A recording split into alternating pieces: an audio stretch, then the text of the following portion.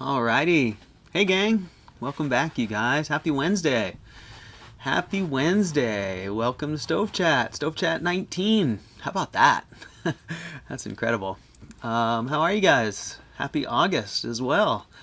Hope you guys are all doing great. Hope you guys are having a really good afternoon, morning, whatever it is where you are, evening even, I suppose, for some of you. Hey guys, all right, looks like we're up and running. I see Doug, I see Tall Shadow. Good to see you guys. Two Trance, right on. Hello, nice to see you. So everyone, hope you guys had a great week. I've had a good one. It's been quite productive and also summery and relaxing. Always learning. Nice to see you. Mark, hello. Nice to see you. Hello from Washington. Nice to see you out there in Ohio. Mr. Blueberry. All right, Tony. Nice to see you, man. Thanks for being here. Nice to have an Iowan here. Hope you guys are doing good. Hope you guys are having a good summer so far. Hope you guys are collecting some firewood, getting it dried out for next year. The year after this one. Hopefully we're all ahead. I kind of am.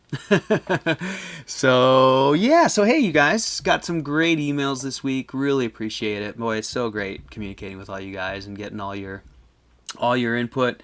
Belgian Gulch, your firewood stack is impressive, man. That's those log truck loads of poles that we were talking about, and very cool. Great to see it. I love to see all your guys' stuff. So feel free to send me photos, send me your stove, send me your wood heating setups. It's always fun to see, and if you give me permission, we can share them online, and we can all share in that stuff. So anyways, really appreciate it, you guys. Thank you very much. Got some great emails this week. We got some good questions to answer. Have had some great conversations with builders, both new and old, and I got some tidbits to share from that. And I don't know what else. So what have you guys got? What do you guys? You guys got any questions for me out there to lead off with? I don't want to start.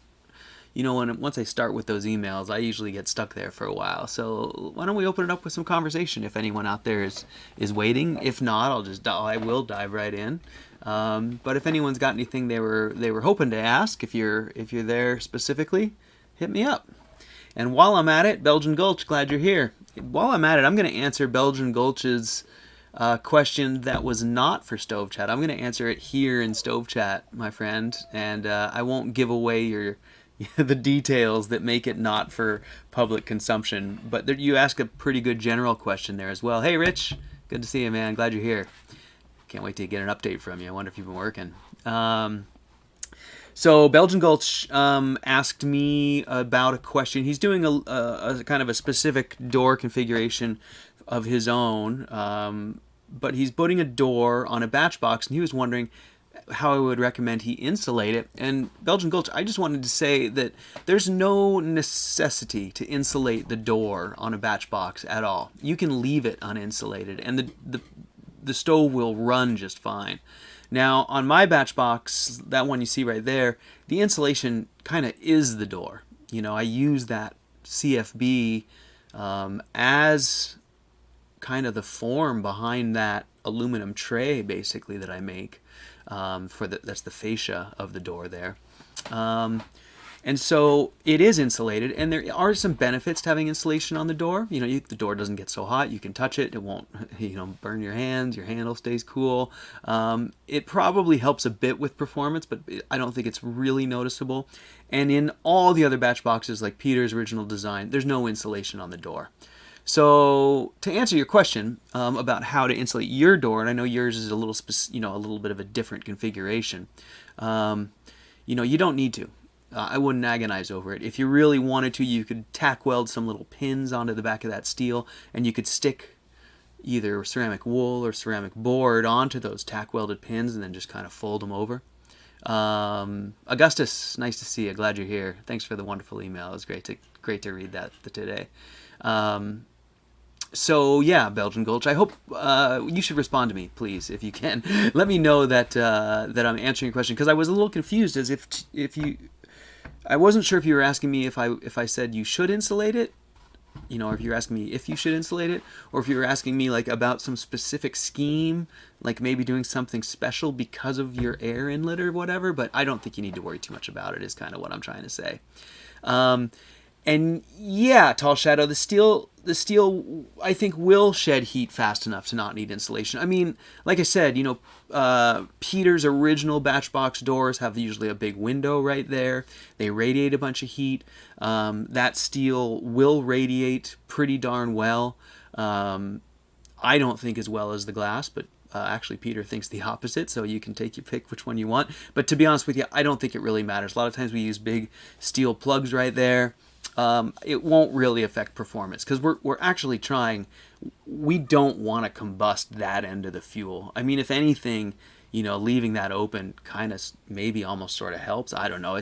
We got sort of a push pull of what we're going for, and then we want it as hot as possible up at the the port end of the fuel and burning, but we kind of don't want to be off gassing too much at the tail end if we can. I mean, it's all a balance. I think you know what I mean, though. It really just depends on the tune of the whole stove. But no, you don't need to sweat the insulation on the door. Like I said, you might find some benefit from it. It might be worth your while, Belgian Gulch, but I don't think you need to agonize over it too much. So, Mark, thanks for saying that. This is a highlight of my week, too, to be honest with you guys. I can't tell you. And I meant to start off with this, and I just got into my intro and forgot. But yeah, I wanted to tell you guys, getting all your emails this week, going back and catching up with some of you on some of your projects. I looked through some of the forums today for the first time. Tall Shadow, I saw your wonderful posts on Permies announcing the stove chat every week. I didn't know you were doing that. Thank you so much. And I wanted to say to you guys, my heartfelt thank you for your support and for being here. I'm really enjoying it. I'm really thankful for this venue to share this knowledge, that we can all come together, because I do think it's two ways, and I'm more just a conduit, really. You guys are sharing as much as I am, but your support is really what makes it happen. So it means a lot to me. And I think we're really doing some good stuff here. So thank you guys. I really appreciate it. I just wanted you to know that I really was touched this week by all your support. So thank you. Anyways, enough of that soft stuff. Let's get on to the stoves. Well, we really appreciate it, Tall Shadow. Really appreciate it. So let's see. All of you guys. Every last one of you. I appreciate all you guys being here. So, let's see. Oh, I thought I missed a question there in chat, but it doesn't look like it. Yeah, Rich, that's Tall Shadow there doing that service for us. I really appreciate that, you guys. So I'm gonna take a look at these emails, and feel free to spit questions at me if you got some coming. I'm gonna kind of sort through these a little bit. Some of these I'm not going to respond to directly. Some of these I just kind of wanted to say thank you. And actually, Augustus, your email is definitely not one that I am going to share here, but I just wanted to say thank you so much for that. That really can't actually tell you how much that meant to me. I won't probably be able to type as good of a heartfelt response as I can just tell you. So thank you. It's really nice to know that people are out there hearing these messages, and I share a lot online. It's nice to get to know you guys, and to let you get to know me and all that. So anyways, I just really appreciated that. So let's see. So we got some more questions here. That one's not for Stove Chat. This one is okay. So has anyone announced this chat on Donkey's forum? I don't think so, Mark. I'm not sure. I haven't been posting much there. I do cruise through there. I think Pete, they talked about it in Pete's thread, and I think a few people were aware. But yeah, if someone felt like announcing it. I used to post all my own stuff, but yeah, I don't know. Sometimes that doesn't feel so great. But I appreciate it, you guys. So hey, I'm going to go into some of Belgian Gulch's general questions here. And he says these are just for the show if needed, but I don't have. I'm just going to answer them because it's great to have questions. So Belgian Gulch wants to know all about my barbecue smoker that I sell plans for. He's been hot and cold smoking for years, and he had no idea I had plans for one utilizing your core. So that's a great question. Those are great. That's great. And is it a riserless core, and is it hard to keep steady low heat? tell me about the smoker. Is it black? Can it be a white oven? How much room in the smoker? Plans, CFB or fire brick. And you have insulated fire bricks, so you could use those. So the smoker is really a fun thing that is, close to my heart and one of my passions. And if you guys go back, 10 years in my videos here on this channel, you'll see that many of them are me experimenting with rocket stove technology, and I'm using it in an outside format, and I'm usually trying to figure out a way to like cook low and slow over a fire that's hot and fast. And it poses some challenges. And you might ask yourself why. And it started because I was just trying to vet the stoves, the cores. I was just playing with different cores and I was burning them, and a great way to keep myself interested and to keep sitting out there and burning through firewood was to cook my food on it. So it wasn't necessarily because it made the most sense in terms of that's a great way to cook ribs, but it was a great way for me to sit there and burn rocket stove cores all day, every day, and get a ton of experience and new information every day from new experiments. And I had an application that, kept me interested. So that's kind of how that all started. What I found out was that they offer some really, really, really interesting and unique cooking advantages in the world of like barbecue type cooking. So barbecue type cooking is low and slow, and we often call them smokers, but I think most of my folks here will know that when we talk about smokers, we're not actually looking to try and make a lot of smoke. I mean, it's a common misconception when you start, because you usually get like an electric smoker and you have to try to make some smoke. So you put chips in there and smolder them or something. But really, when you're burning wood for heat and trying to cook food with it, even in smokers, they're usually actually trying to make the least smoke possible. They're going for what they call the thin blue line, because it's going to be in there for a long time. And so if you have a really smoky fire, it's going to be really smoky food. So Rich, that's a great topic. We will do that. Let's do that. I'll try and keep this barbecue topic sort of concise here.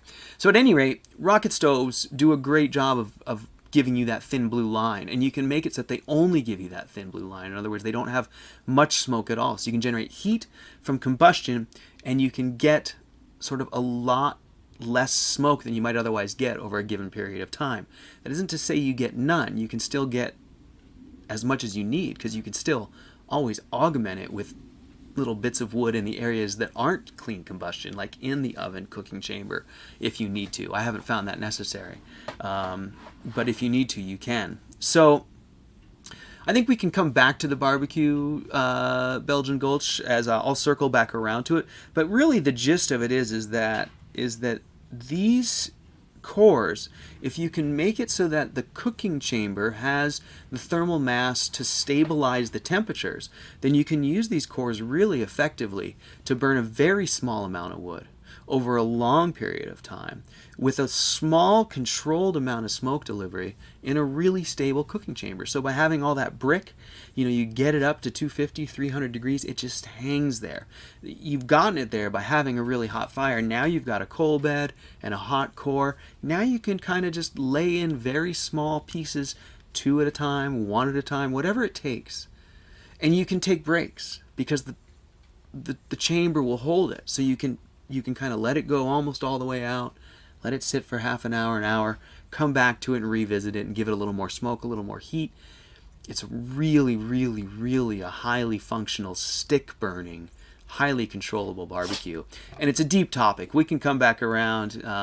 You're asking about hard to keep low, steady heat. Again, function of what you build it out of. If it's high mass, low insulation, it's really stable, and you can go all through that scale depending on how you want to do it. You can insulate the inside of the oven, and it'll be unstable as heck, but you can change temperature really easily. So from one side of that scale to the other. And the smoker is about a 24-inch square box, but of course you can build it as big or as small as you want, and of course it could be a white oven as well. So we can circle back around to that one, but that's the general gist of it. And a big part of building that was I wanted an outdoor cooker for myself so I could do my briskets and whatnot in the summer. It also is the same platform as the boiler, so I kind of killed 2 birds with 1 stone there. And thirdly, it's a format that I think suits a lot of purposes. Like, I built it outside as an outdoor oven and smoker, but you could build it inside as a really awesome small space heater with a small footprint. It's just a small bell, right?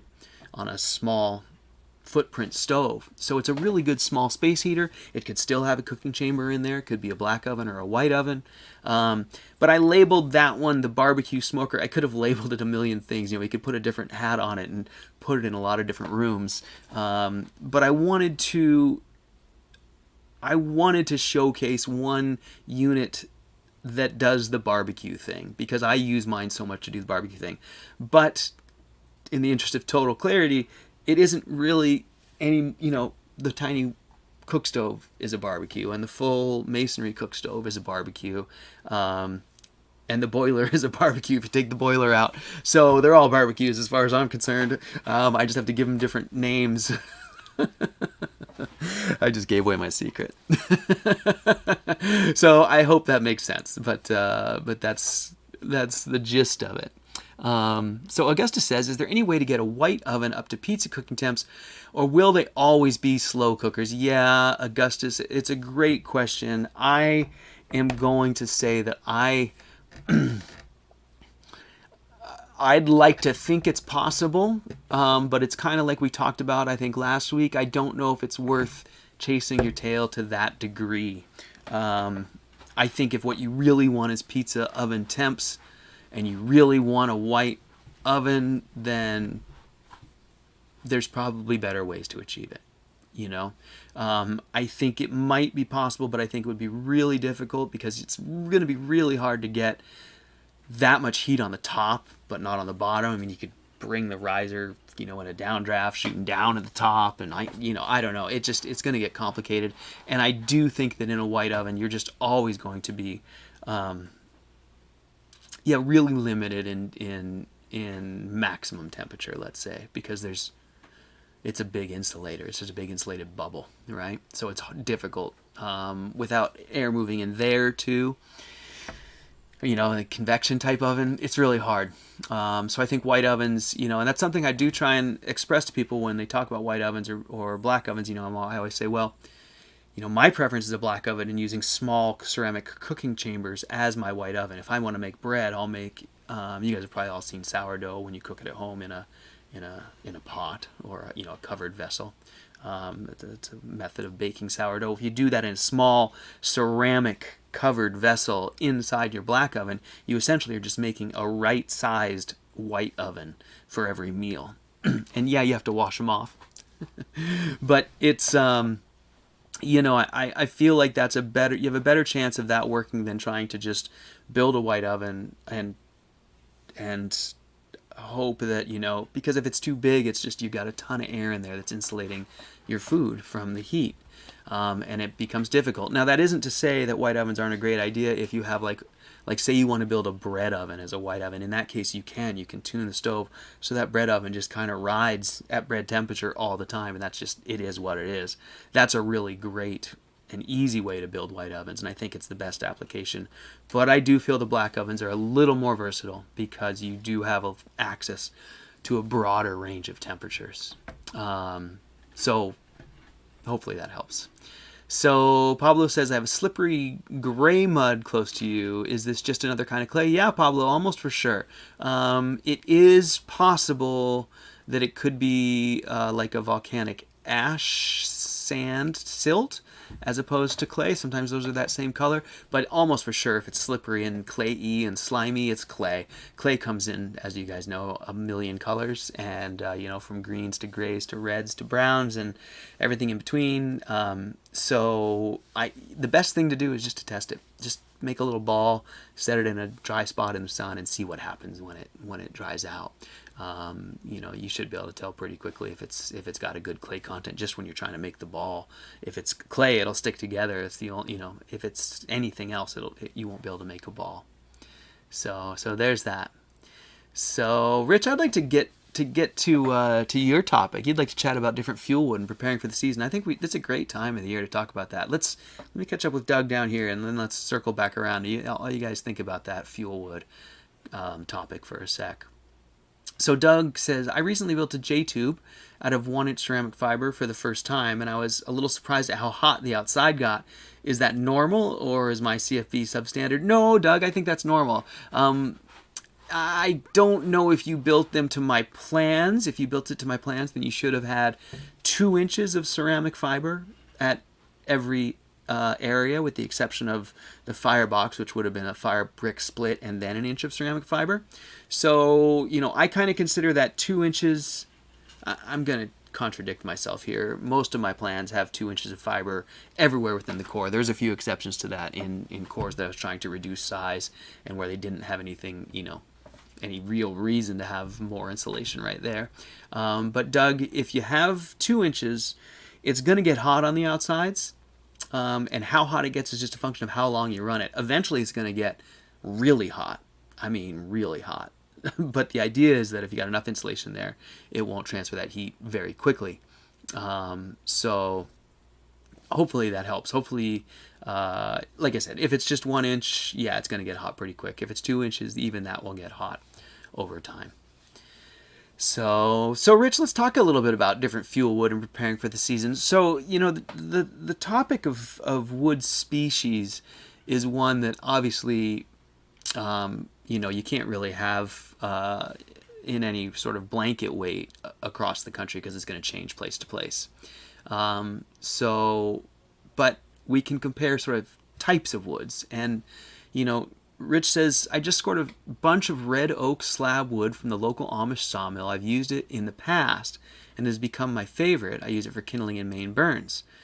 So, yeah. So red oak slab, I mean, that's awesome wood. You've got, it's basically the golden child of sort of everywhere east of the Rockies and some west of the Rockies too. I mean, it does exist out here. Where I am, it's really rare. We don't get oak here. You have to go a little farther south to really start running into it in big numbers. Oak has a really good BTU density. The one thing I will say about oak is it can leave a big coal bed. In a J, actually in any rocket stove, that can sometimes be an issue if you're trying to load subsequent loads, one after another, sequential loads. If on the other hand it puts out a ton of heat, so you really don't need to do sequential loads as often.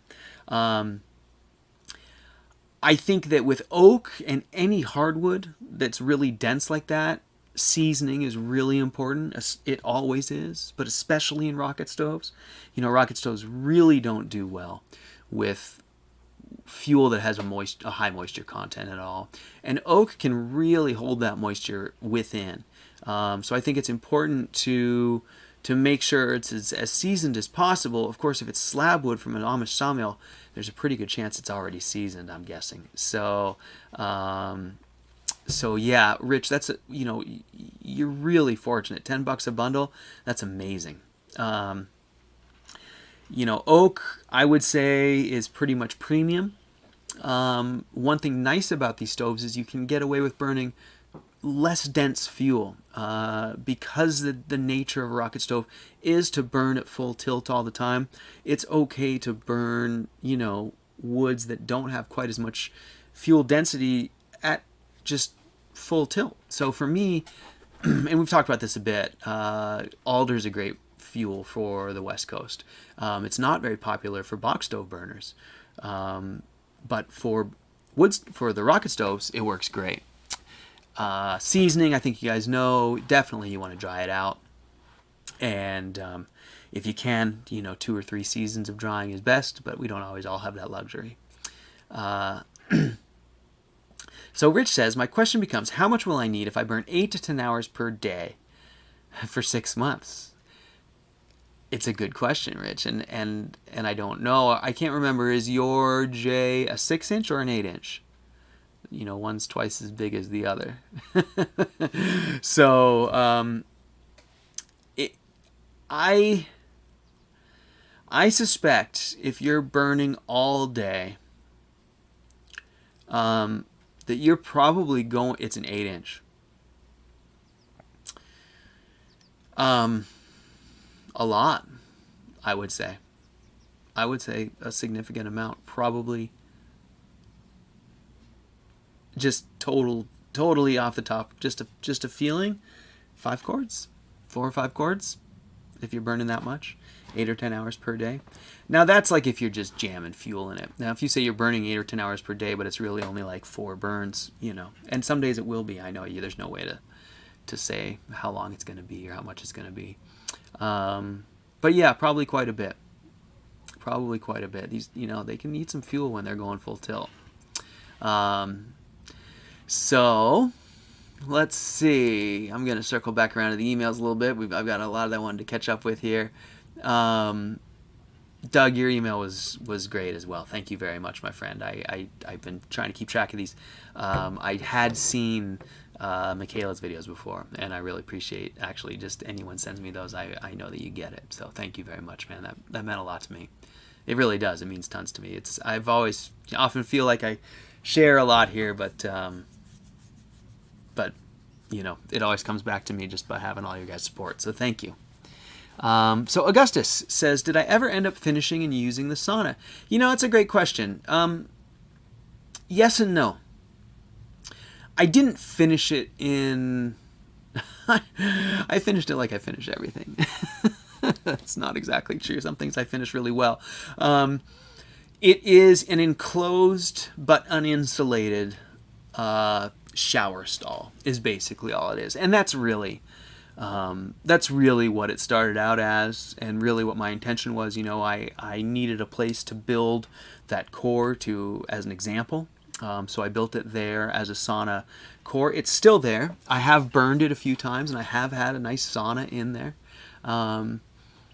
The stove itself, the layout, the sauna, it works great. Like it actually is really cool. It looks good. I mean, it's a little rusty and stuff right now, but I mean, you know, the rocks around the metal radiator inside that sauna, I basically vetted my concept.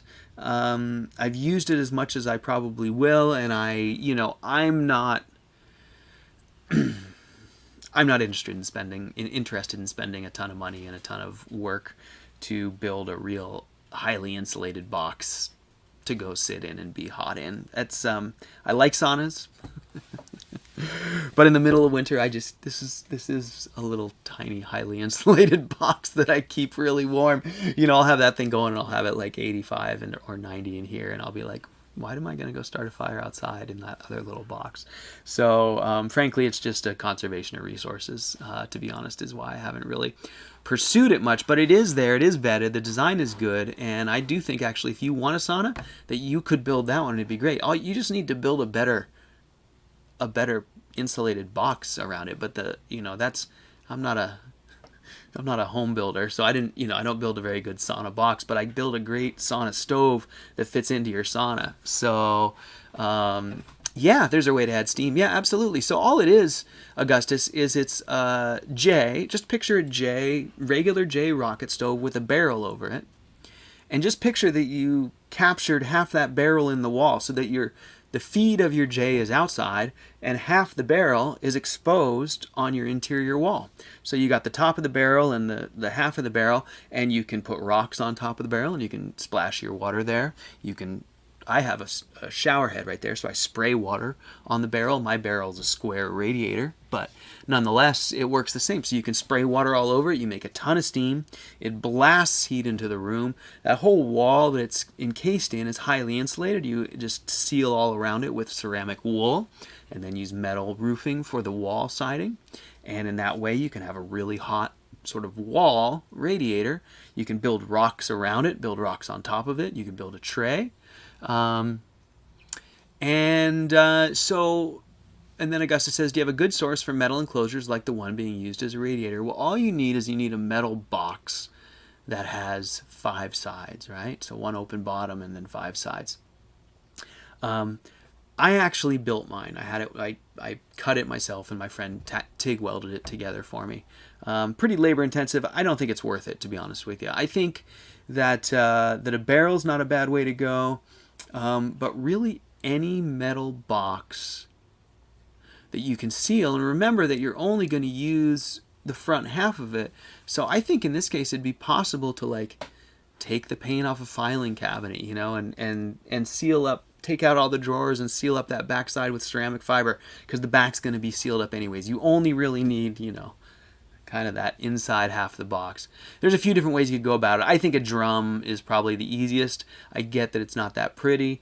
The next best thing would just be any kind of steel box that you could find, metal box. I'm not sure what that might be. I mean, a circular, you know, maybe an old water heater tank cut up might look better than a drum to someone with discerning tastes. If you painted it nicely. Now, there are high temp paints. You know, mine is actually blue, starting to rust a little bit, but you can use like header paint for cars, and it'll hold up pretty well in those locations. So you can have like a bright orange, you know, steel radiator in there. Maybe that wouldn't look so, you know, maybe it would look nice. So that's the idea. You know, my sauna not being finished is not a comment on the stove or the function aspect of it. I completed all that. I vetted it. It works great. I'd highly recommend building a sauna that way. I probably should do a sauna stove plan, just because if, like I talked about with the oven earlier, the barbecue, if you don't put the label on it, barbecue, people, you know, won't think of it in that light. And so, you know, a sauna stove really is just a rocket mass heater configured in such a way as to have, you know, the radiator inside and the firebox outside, like I said. So there's that. So let's see. Let's move on to another question. So this is Tall Shadow. So Tall Shadow says he acquired a truckload of used clay bricks. Tall Shadow, awesome, man. Congrats. That is such a great stash. When you, I mean, I just love that feeling when you get a stash of clay bricks, you know, somewhere, found them salvaged. Like I said, I almost dragged a bunch home the other day. But they've got the mortar still attached, is what he says. And is there any techniques that I can share that would help mortar removal go easier and minimize dusting? Yeah, and now you know why I always speak so highly of clay sand mortar. And this is the reason. And it's because, you know, once that Portland-based or lime-based mortar is firmly attached to those clay bricks, it's a challenge to get off of there. There's just no two ways about it. It's just going to be work, and it's going to be dusty. So you can do two things. You can, well, you know, my favorite way is just to use a hammer. I like to use a little rock hammer with a chisel edge. Usually they have 90-degree chisel edges on both ends, and those are really handy for cleaning mortar. And you just got to chip away at it. And it is dusty. You definitely want to wear a mask, wear eye protection, wear, you know, breathing protection. If you want to keep it from being dusty, you can have a bucket handy and you can dip it in the bucket and chip and kind of even chip right at the surface of the bucket. What I found doing that is then you end up dusty and splattered with mud. I mean, it is better from a dust standpoint. There's really no two ways around, you know, there's no way around it. It's gonna be a mess. They make some like pumice stone brick cleaners. It ends up being like 36 grit kind of, that you would braid that mortar off. That can be kind of helpful. But really the best thing is just any kind of rigid scraper, whether it's a putty knife or your trowel, or like I said, a hammer, that you can just, you know, scrape it all off. There's really nothing to it but to do it. You just got to kind of get down in there and get after it. Now, it does help to soak them sometimes. So depending on what mortar was used, if it's like an S-type, then it won't help much, but you don't really know until you do it. So sometimes you can just set the ones you're about to chip in a bucket in front of you and work out of the bucket. And that can help with dust as well, just kind of moistening things. But yeah, and at some point, Doug says, at some point it just might not be worth it. And you know, that's the deal is when it comes to the mortar and the bricks, there's another approach you can take, and that is you can do just sort of a cursory cleaning where you're just knocking off, you know, the really, really big chunks, except that you're going to have, you know, maybe give yourself a tolerance of like an eighth or a quarter or whatever it might be, and accept that you're going to have that much residue on the bricks, and just consider that they grew by that much, and you just have to use that much more mortar this time around. I mean, you'll save yourself in the long, depending on how many bricks and how much work you have to do. But if you were looking at a stack of 1,000 bricks and 3 days of chipping away at them with a hammer, I'd just go ahead and build with half-inch joints. That'll eat the gaps of the existing mortar. It won't necessarily look great. You might see the different mortar, although you'll probably be able to tuck and point over it. So you got a few different ways you could go there. Again, you don't necessarily have to get it all off, depending on how close your tolerances are and what you're planning on building. So there's that. So I would like to go over a great question I got from a customer who built a batch box, and they just did a ceramic fiberboard batch box, and they just did to test it, they just did the freestanding. Oh, I'm going to go back to Tall Shadow here. Tall Shadow says, as they were free, any ones that are difficult are probably destined to be chucked. Yeah, that's the thing, is you just got to kind of balance, right? You balance your effort with your, what you're going to get out of it. Always recognize that that as much as it, hurts to buy them when they're free, some places they're 44 cents at Home Depot. So it's important. It's a good number to keep in mind if you're, been chipping for 4 hours and your wrist is sore and, you're like, I just did $40 worth of bricks this whole day, or whatever. Just keep that in mind. The clay bricks are pretty affordable in their new state. So there is that. So yeah, I had a fella who he's going to build a batch box. He built a ceramic fiberboard core, and then he lit that fiberboard core by itself, no stove around it, and watched it burn and was like, whoa, that thing is crazy. It's going, it just lit off and it's going a million miles an hour. And it's burning super hot. It's awesome. But I'm kind of worried. I'm worried someone, might come along who doesn't understand the stove, and they might overfuel it. And this was a question that I got. Is that, a house sitter or someone who isn't familiar is going to overfuel the stove and create a dangerous situation. And so that was a great question, because it really illustrates the difference between rocket stoves and box stoves. And I think most of you guys already know where this is going, but I just wanted to bring it up and air this because it's a really common misconception, and it's one that we learn in our box stove paradigm. We learned that when you burn a fire in a box stove, because that's what a wood stove is as far as the past went, when you burn a fire in a box stove, the most dangerous situation is one where you may have chimney, residual fuel burned and built up in the chimney, have buildup in the chimney of creosote. And the most dangerous thing you can do is overfire the stove, right? You put in too much wood or you allow too much air to the fire, and you create a situation where flames are running away up into the chimney, and you could potentially light the chimney on fire. You can warp the stove. You can, there's a whole host of things that can go wrong, as evidenced by all of us who've had box stoves and seen our chimney sections glowing orange and whatever else there is. So, really common misconception. And so this person saw a batch box for the first time, recognized that it was in a state of what would be considered really dangerous in a box stove, and said, whoa, that seems like something I need to take precautions against. And so I just wanted to reiterate that the normal operating status for a rocket stove is overloaded. It is not our overfuel that we talk about. That's a rocket stove specific. But relative to a box stove, we want to be burning at full tilt all the time. I've talked about how Peter gets his best numbers on his testo, and it's by burning it just terrifyingly, overloaded. It's not overfueled because he designed it to handle that much fuel, but I always talk about him as being a drag racer. I love that analogy, because have you guys ever heard those fuel numbers in like top fuel drag cars?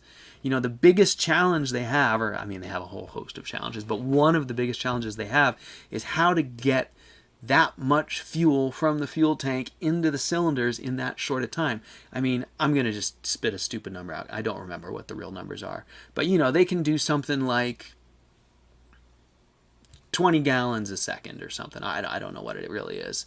But what's difficult is when you're running at that high of an output, it's just so hard to stuff air and fuel into the combustion area. You know, you're forcing them in. You have high pressure fuel pumps and turbos for your air superchargers. And it's the same with rocket stoves. So when Peter's trying to get his best testo run, he is stuffing that thing full of fuel. And he's using that fuel to create a super high draft to try and ram air into it and ram fuel into it. And all this is my way of saying that a rocket stove is designed to be basically a full bore chimney fire all the time. It's not really a chimney fire because there's no risk of that, but that's what it's supposed to do. And so I need to go back to this customer. I need to explain that in such a way that makes them feel comfortable. And part of that is that a batch box without a stove around it is not operating as how it's designed, how it's designed to be operated. Same with a J-core. They're really impressive when you burn them naked, as I call them. But as soon as you put a barrel over it and you start radiating some of that heat out and trying to make the gases descend, you put what I call a load on the stove. And so the draft is going to slow down, and you're going to need a chimney to start to keep that draft going. And all of those things are going to come in and they're going to help balance that stove. So while that stove might have looked terrifying with no stove built around it, while that core might have looked terrifying with no stove built around it, shooting flames out the top of the riser. Once it's built into a stove, it's designed to be run as hot as you can possibly run it. And we talk about, can you overfuel? Yeah, you can overfuel. You can make some black smoke out the chimney. But what's cool about a rocket stove is when you overfuel, when you're making black smoke out the chimney, the whole thing's actually running colder than it is when you're burning it properly at the peak of combustion. So you're actually always trying to get the highest temperatures you can. You're going for peak combustion. That's how it's designed to operate. That's its designed operating state. There's no danger there. And so, the rocket in the name should help clarify that. And that's exactly it, Tall Shadow. And so it's such a simple concept. I'm sorry to harp on it with all you guys. I know you get it. But I do think that it's important for us to recognize the way other people are going to view these things and to really prepare ourselves and get the dialogue in place to have those conversations and get people to really understand that this is the new way of burning. This is why they're smokeless, is because they're so close to overload. There is no chimney residue. You can't deliver heat or flame directly to the chimney. It's almost impossible to have a chimney fire, if not impossible, in most builds, I would say. So, really common point, really easy topic, really common question, but it comes from people in all abilities, it's not a dumb question, right? It's one that the smartest wood burner who's been burning wood for 80 years is going to come and ask you that, because that's what they know from wood stoves. So it's something that we really, I think really it's good to be aware of how much of a difference that is and ways to talk about it. So there you go, you guys. Let's see. Moving on. So there's that question. I'm going to go through these really quick. Let's see.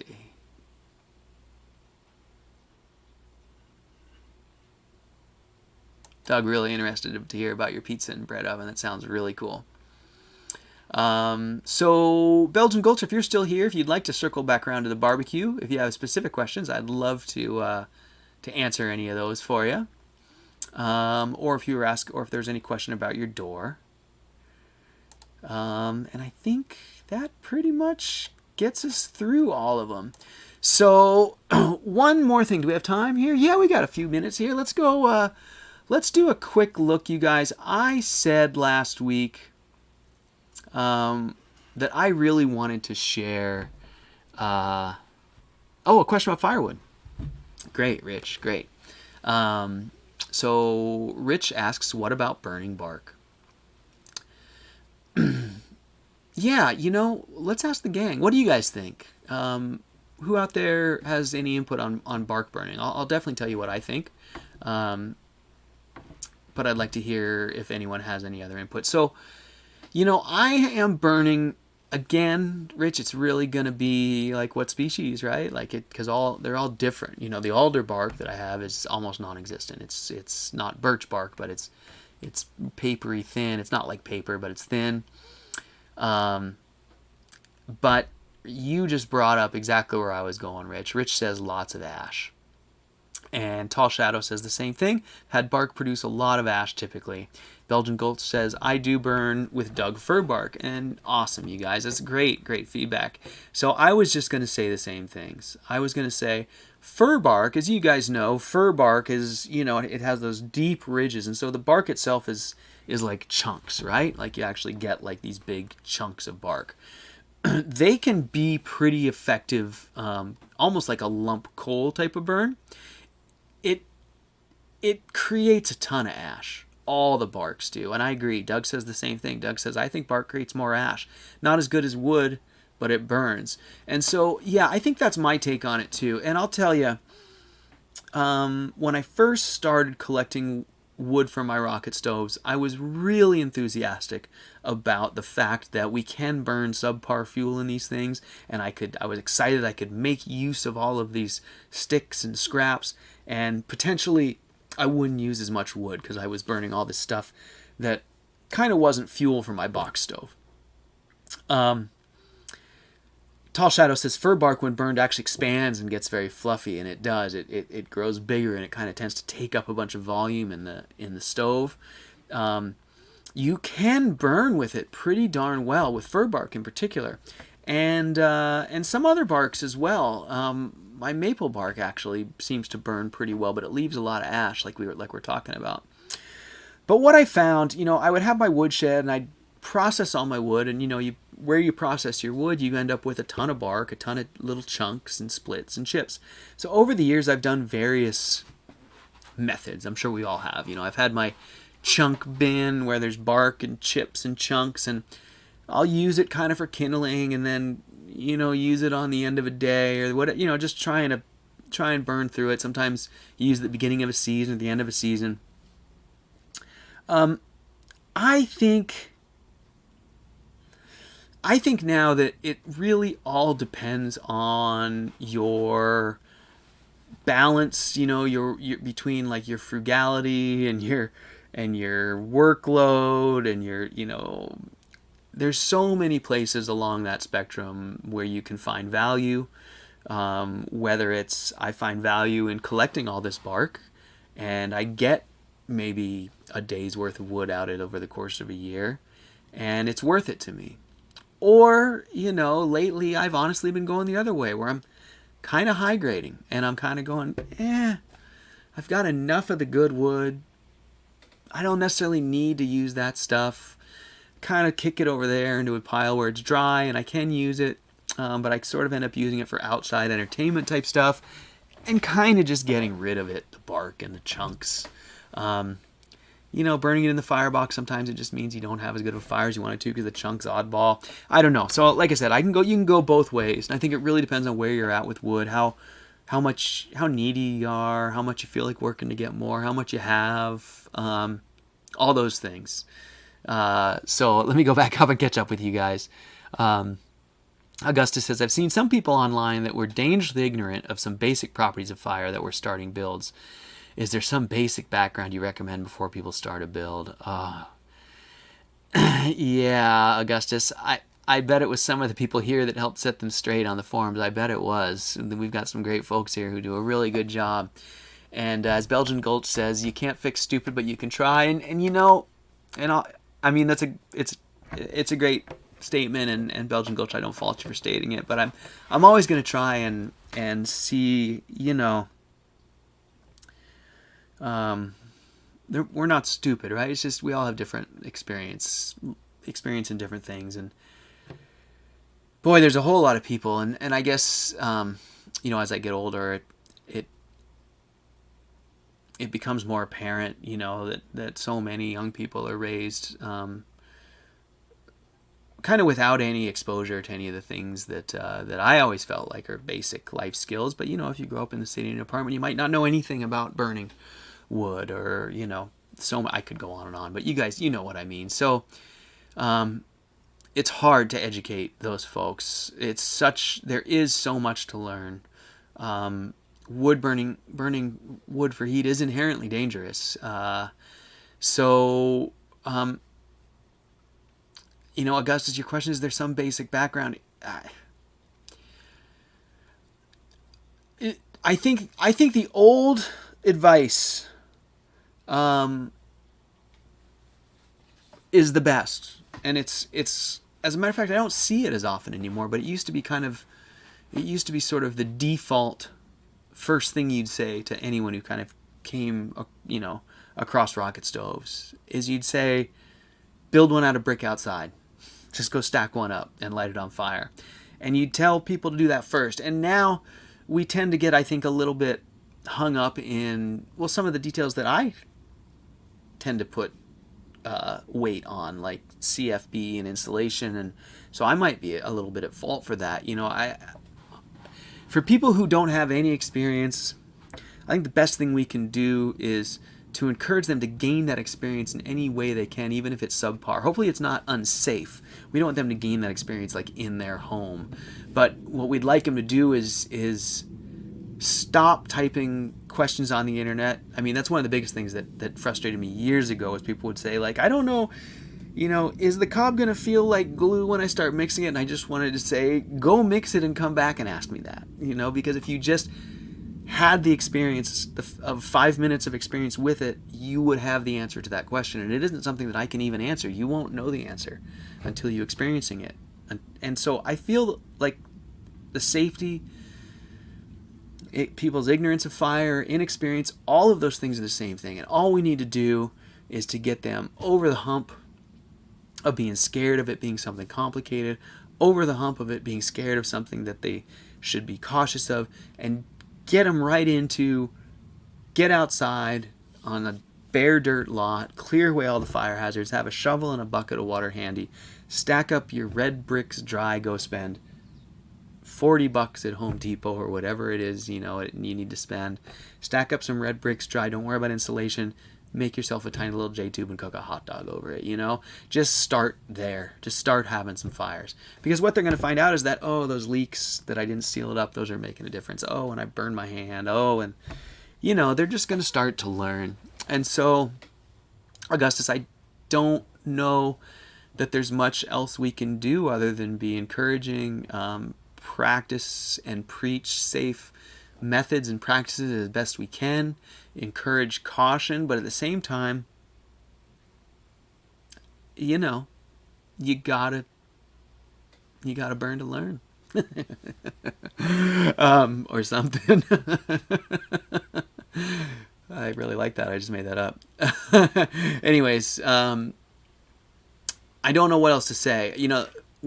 I'll tell you that one of my biggest pet peeves in the past was people discouraging people because they didn't get it, or because they were doing it wrong, or because, they might have been unsafe. I mean, I do like pointing out how people can be more safe, and if they're really doing something unsafe, it is, I think our duty to try to at least make them aware.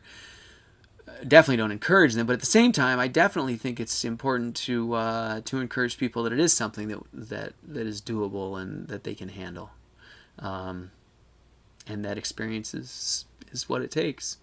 So it's hard, right? I mean, I live somewhere where forest fires aren't really that. There's a forest fire like 4 miles from me right now, so I shouldn't be saying that. But it's hard to light the forest on fire here. But in other places, it's, incredibly easy. So,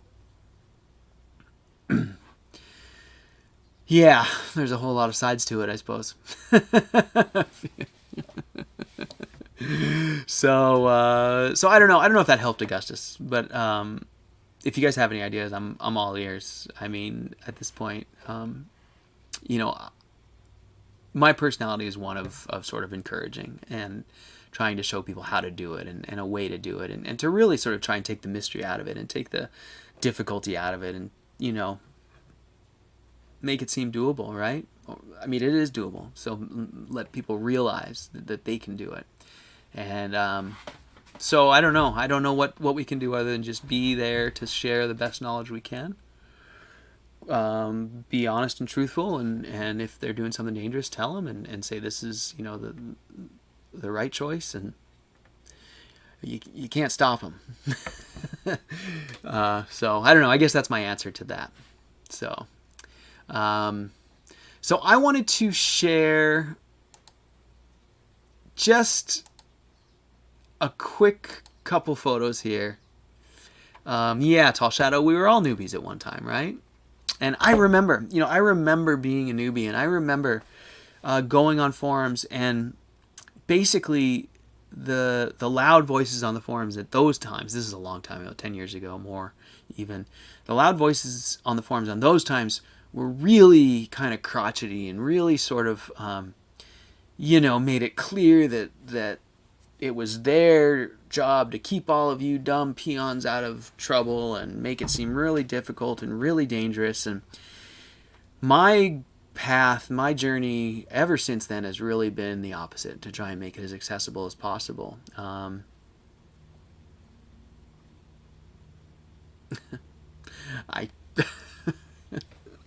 So don't burn yourself, don't catch on fire, but go have some fun. I guess. So we've been going about an hour, you guys. We'll wrap it up pretty quick here. I wanted to share a couple of Josh's photos of this build under his stairs. I'm going to just share a few pictures here, but I just think it's one of the coolest builds I've seen, and I really think you guys are going to love it. So we'll just do a couple photos here, and then we'll call it a day. So let's see if I can make this work. Yeah. So here we are inside Josh's really, really cool old home. Lots of stone, as you can see. I think the walls are all stone down here. This is all, I think, mostly below ground. There was a stairway here. That's a temporary one he's got set up there, but there was another stairway here out in front. You can see he's got it shored up there with the post. Oh, you can't see my mouse. Well, whatever.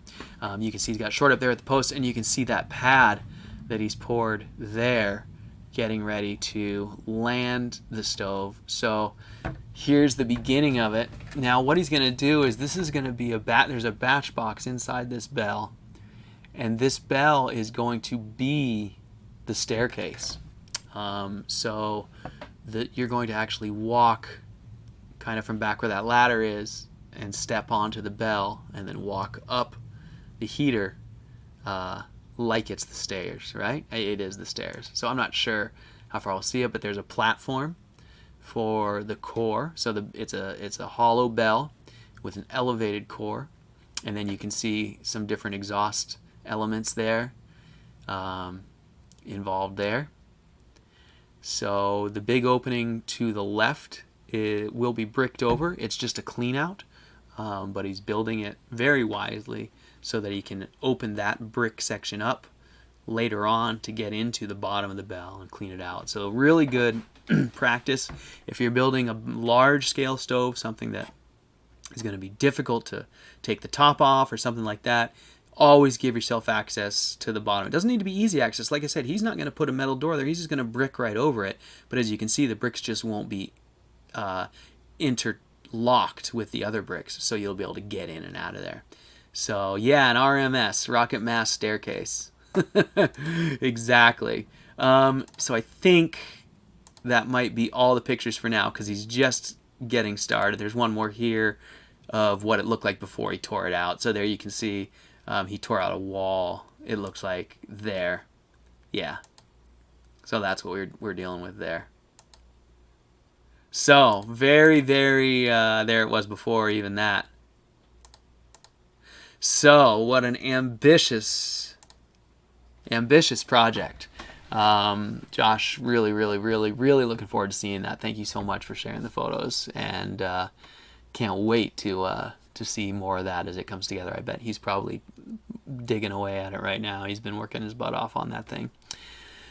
So guys, that's an hour. That's enough for today, I would say. I can't tell you guys, man. Thank you so much for your support. Awesome questions. Awesome chat. Really appreciate all the input. Really, really, really, I really, really am enjoying this feedback. Augustus, man, you do that every time. Thank you so much, Augustus. That really, really, really helps, and I appreciate it very much. Thank you. So I did go back. I know that I've talked about guests. I told you last week I think I'm going to take the month off, but I do intend to, as we get into the fall, to hopefully work towards a little more diverse content as we move forward. We'll have hopefully some more builds, and maybe we'll start tackling them one by one and going a little deeper into the builds as well as we get into the fall. But I'm going to wait. I am going to wait. So don't expect much through the rest of August. I'm going to just probably keep doing them just like this, and then as we roll into fall and we all start thinking about stoves more, I'll start to get a little more. Hopefully a little more organized, and we'll offer some more stuff. But I really appreciate you guys being here every week. It's been great. I couldn't do it without you guys. If you know anyone who's building a stove or has any specific questions, give them the heads up that we'll be here next week. We'll do it again next Wednesday, 11 a.m. Pacific. And I guess that's it. I'll hit the outro video. All right, you guys, as always, thanks so much for watching, and I will see you next week, I suppose.